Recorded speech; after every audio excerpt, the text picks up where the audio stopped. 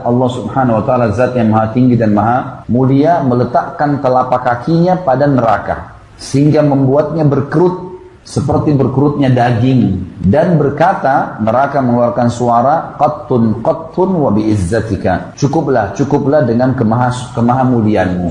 Saksi bahasan kita adalah Allah Azza wa Jalla di sini punya telapak kaki, berarti ada sifat fisiknya Allah, gitu kan? Selain fisik, tangan, kaki, mata, wajah, semua itu disebutkan Allah Azza wa Jalla punya.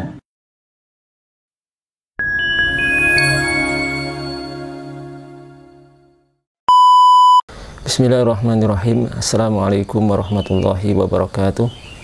Alhamdulillahirabbil alamin, wassalatu wassalamu ala asyrafil anbiya'i wal mursalin sayyidina Muhammadin wa ala alihi wa sahbihi wa man tabi'ahum bi ihsanin ila yaumiddin, thumma amma ba'd. Dalam sebuah hadis yang diriwayatkan oleh Imam Al-Bukhari dan Imam Muslim dari hadis Anas bin Malik radhiyallahu ta'ala anhu, Nabi kita Muhammad sallallahu alaihi wasallam pernah bersabda, la tazalu jahannamu ya taqulu hal min mazid hatta yad'a rabbul izzati fiha qadamah fataqulu qattu qattu wa izzatika wa yuswa ba'duha ila ba'din. Yang artinya neraka jahanam masih saja berkata apakah ada tambahan, hingga akhirnya Tuhan yang memiliki kemuliaan meletakkan kakinya, meletakkan telapak kakinya. Kemudian dia neraka jahanam berkata, cukup demi kemuliaanmu. Lalu neraka satu sama lain saling berlipat atau mengkerut. Kemudian di dalam riwayat yang lain dari jalur sahabat Abu Hurairah, masih yang diriwayatkan oleh Imam Bukhari dan Imam Muslim, di situ ada sedikit perbedaan redaksi. Kalau di dalam hadis Anas bin Malik tadi dengan lafadz qadam, telapak kaki. Kalau dalam hadis Abu Hurairah di sini itu dengan lafadz kaki, ya. Sebelumnya telapak kaki, kalau yang ini dengan lafadz kaki. Disebutkan itu falatam taliu hatta yad'a rijlahu, ya. Dan neraka jahanam itu tidak penuh sampai Allah Subhanahu wa taala meletakkan rijlnya, kakinya. Itu di dalam riwayat Imam Bukhari dan Imam Muslim juga. Teman-teman sekalian yang dimuliakan Allah Subhanahu wa taala, dalam memahami hadis-hadis seperti ini, hadis-hadis tentang sifat-sifat Allah Subhanahu wa taala, yang mana hadis-hadis seperti ini secara zahir makna memiliki potensi untuk mengarah kepada tajsim, ya, penetapan jisim bagi Allah Subhanahu wa taala, dan tasbih, penyerupaan Allah Subhanahu wa taala kepada makhluknya. Maka ini harus hati-hati sekali, dan kita berusaha untuk memahami dengan bimbingan para ulama, bukan dengan pemikiran kita atau sekedar kita maknai secara zahir atau secara tekstual.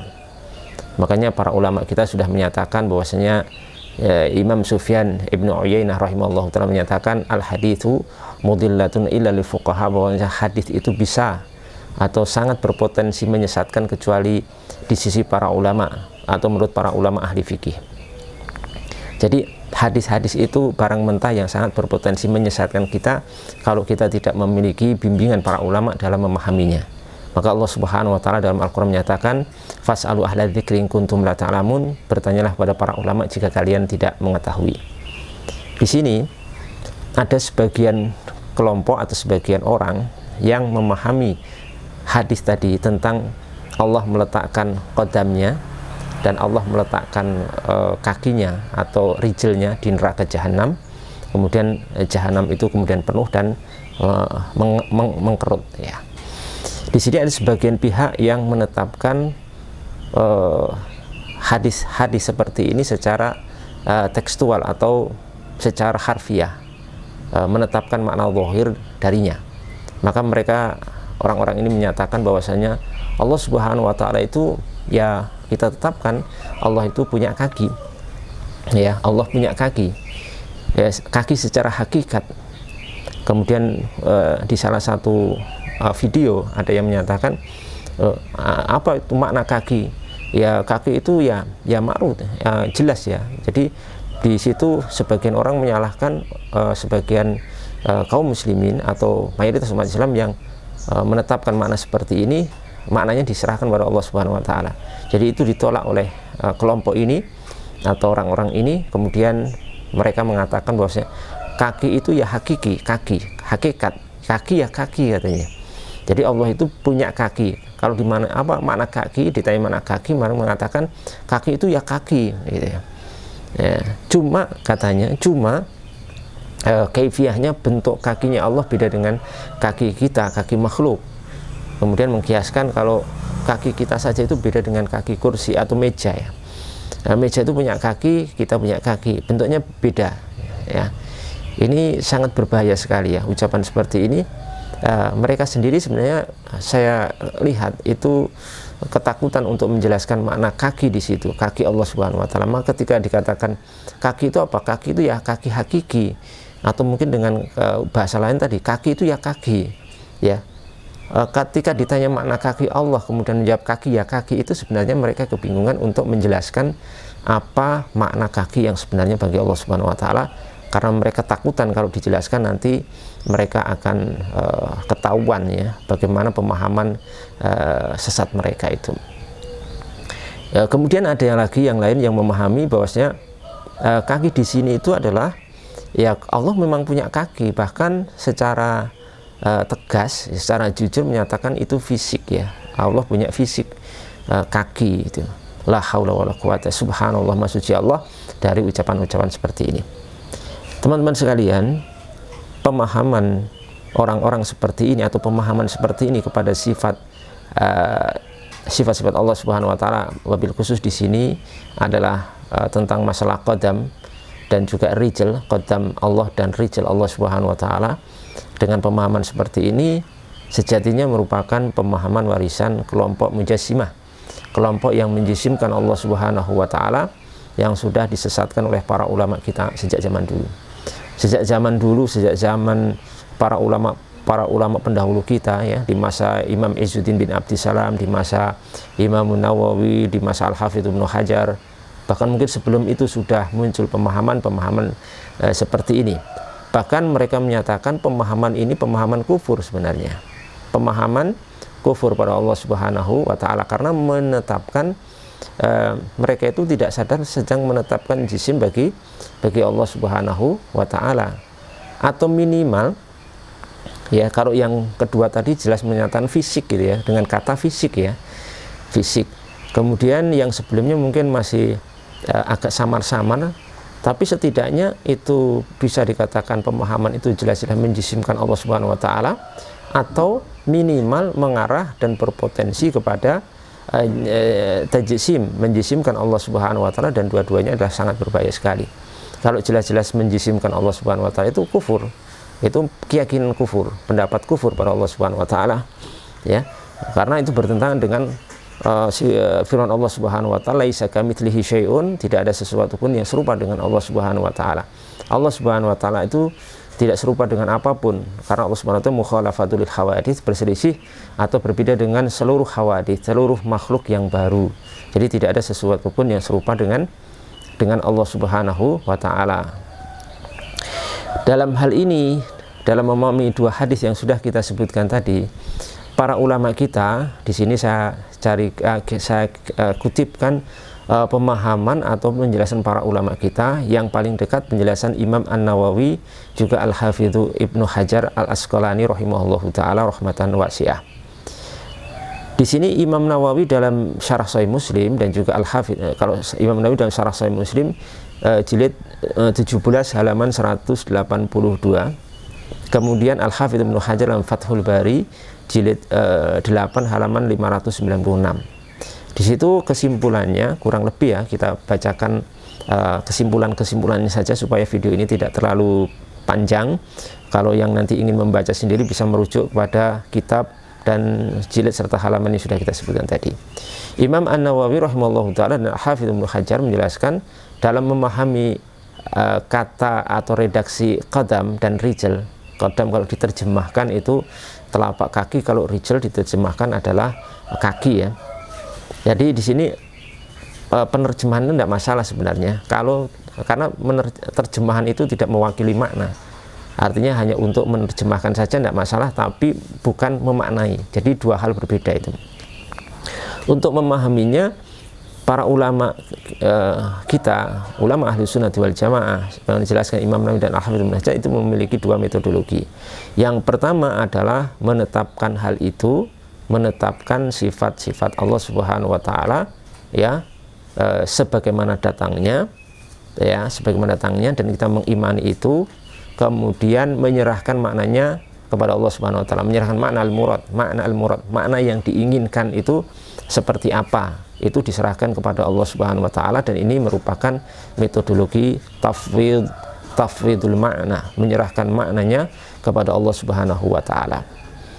Imam Nawawi mengatakan dalam hal ini, memahami hadis-hadis seperti ini ada dua madhab. Salah satunya, kata beliau, adalah annahu la yatakallamu fi ta'wiliha, tidak mentakwil hadis-hadis seperti ini. Bal nu'minu laha haqqun, bal nu'minu anna haqqun ala aradallahu, ya, bahkan kita mengimani bahwasanya ayat-ayat seperti itu atau hadis-hadis seperti itu merupakan satu kebenaran, ala ma aradallahu, sesuai dengan apa yang Allah kehendaki, ya, sesuai dengan apa yang Allah kehendaki.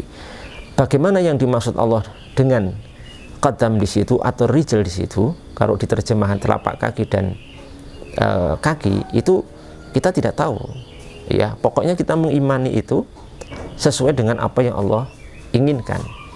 Itu namanya isbat, mengimani, ya, dan menyerahkan maknanya kepada Allah Subhanahu wa taala. Karena kenapa?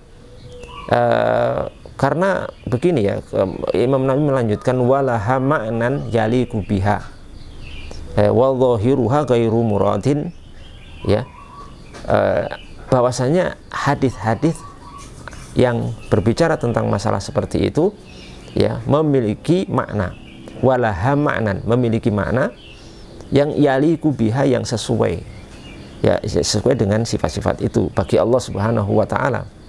Ya, kita mengimani itu. Jadi kita mengimani qadam rijal Allah Subhanahu wa taala, itsbatu qadam war rijal, atau penetapan telapak kaki dan kaki bagi Allah Subhanahu wa taala sesuai makna yang Allah kehendaki. Itu ada maknanya dan yang tahu cuma Allah Subhanahu wa taala. Kenapa? Karena zahir daripada maknanya itu ghairu murad. Kata Imam, wa dhahiruha ghairu murad. Karena makna zahirnya itu tidak dikehendaki, jelas itu. Jelas tidak mungkin kita menetapkan makna zahir dari kaki dan telapak kaki bagi Allah Subhanahu wa taala. Makna zahirnya apa? Ya, makna zahirnya adalah fisik. Ya, jasad, jism. Ya, kaki kita ini seperti ini. Telapak kaki kita seperti ini, ada tulangnya, ada dagingnya, ada darahnya, ada, itu murakkab dari berbagai macam unsur. Ada unsur tulang, unsur daging, unsur pembuluh darah, unsur darah, dan sebagainya. Lah, makna zahirnya itu. Kalau kita tetapkan Allah Subhanahu wa taala punya kaki dan punya telapak kaki sesuai makna zahir seperti itu adalah merupakan mujassimah, tajsim, pemahaman tajsim, ya, yang dibawa oleh kelompok mujassimah yang menyimpang dari jalan ahli sunnah wal jamaah. Itu bahaya. Oleh karena itu kita tidak menetapkan makna zahir.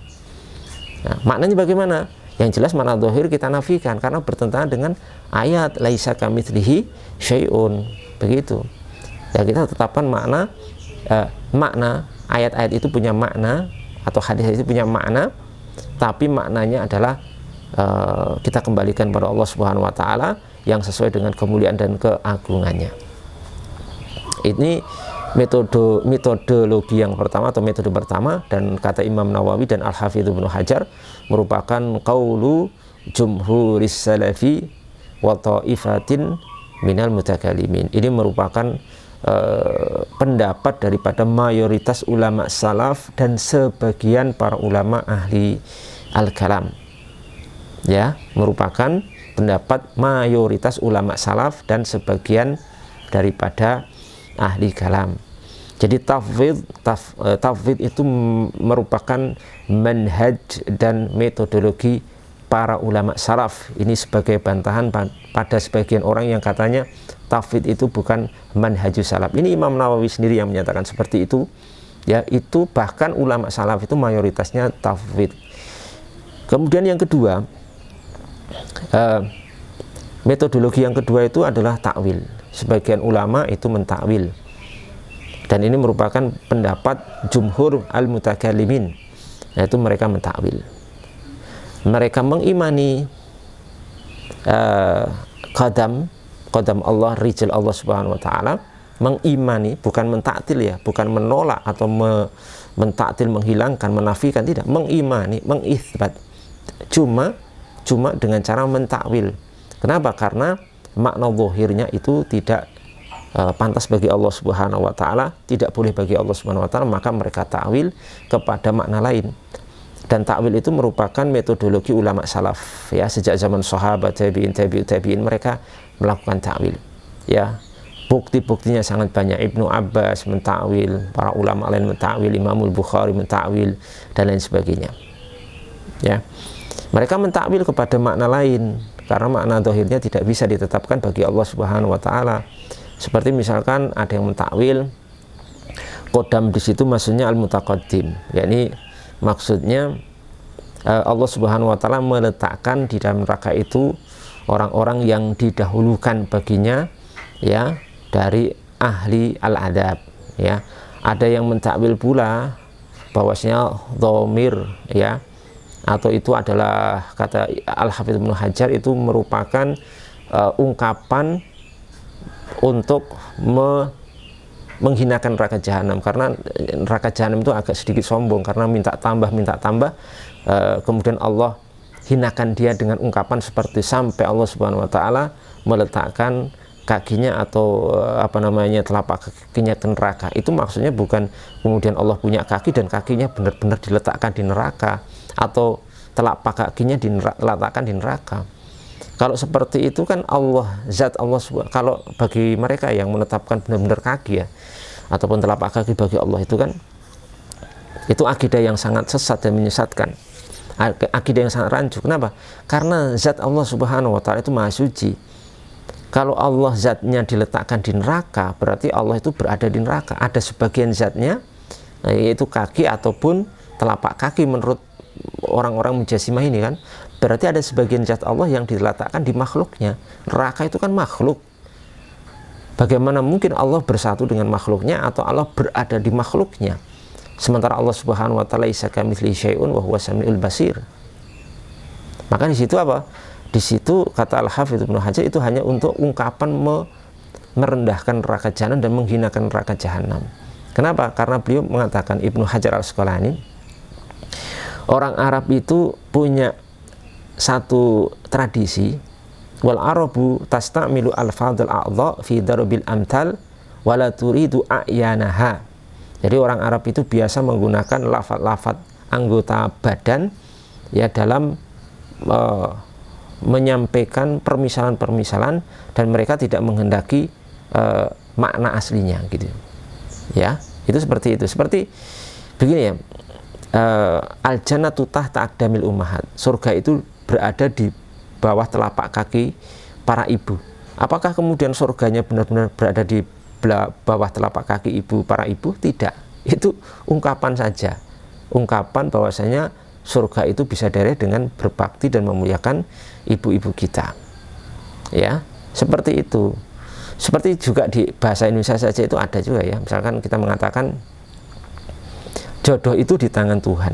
Apakah kemudian jodoh kita itu benar-benar berada digenggam di tangan Allah? Allah punya tangan dan digenggam oleh Allah, berada di tangannya Allah, telapak tangannya? Bukan begitu. Maksud Allah jodoh di tangan Tuhan itu, jodoh itu sudah ditentukan oleh Tuhan. Begitu maksud itu, dalam bahasa Indonesia saja itu berlaku. Itu diantaranya ya. Kemudian ada juga yang mentakwil dengan qadam itu adalah makhluk yang Allah ciptakan ya. Jadi itu penisbatan qadam kepada Allah itu maksudnya qadam atau rijal dinisbatkan kepada penciptanya ya. Qadam atau rijal yang Allah ciptakan, makhluk yang namanya qadam dan rijal tadi. Juga ada yang menyatakan bahwasanya di situ adalah ditakwil dengan qodam itu ba'dul makhlukin. Jadi dhamir itu kembali kepada makhluk, ya. Kemudian ada beberapa takwil disebutkan oleh para ulama kita rahimahullahu taala, yang intinya kemudian diberikan satu penjelasan oleh Al-Qadhi Iyad rahimahullah, Imam Al-Qadhi Iyad, bahwa beliau mengatakan adharu at-ta'wilati annahum qaumun istahaquha wa khuliqulaha, bahwa takwil-takwil itu yang ada itu yang paling zahir, yang paling kuat, yang paling mendekati daripada kebenaran adalah mereka ini satu kaum, annahum qaumun istahaquha, yang mereka itu berhak masuk neraka, wa khuliqulaha, dan diciptakan untuk neraka, gitu ya. Jadi bukan berarti Allah itu ungkapan saja, metafora, bahwasanya Allah meletakkan kakinya, telapak kakinya di neraka sampai kemudian neraka itu penuh. Maksudnya bukan benar-benar telapak kaki dan kakinya Allah, karena Allah tidak punya kaki dan tidak punya qodam, tidak punya telapak kaki dalam arti fisik, dalam arti jism. Ya, kalau dikatakan itu sifatul rijal atau sifatul qodam, mungkin itu bisa ya. Ya, itu maksudnya adalah Allah meletakkan kaum yang berhak masuk neraka, ya, yang memang Allah ciptakan untuk itu, kemudian penuh. Karena minta tambah, ya sudah, Allah ciptakan makhluk yang memang benar-benar berhak masuk neraka, kemudian Allah masukkan. Itu maksudnya menurut Al-Imam Al-Qadhi Iyad rahimahullah ta'ala. Kemudian beliau mengatakan wala budda min sarfihi an dhahirihi li qiyamid dalilil qat'iyil aqli ala istihalati jarihati Allahi subhanahu wa ta'ala.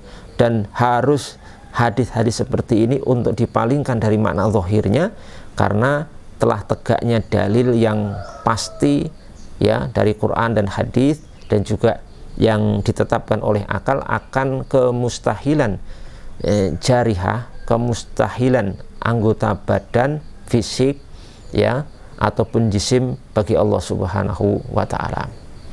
Demikian jamaah sekalian penjelasan hadis yang sudah kita baca tadi, semoga bermanfaat. Assalamualaikum warahmatullahi wabarakatuh.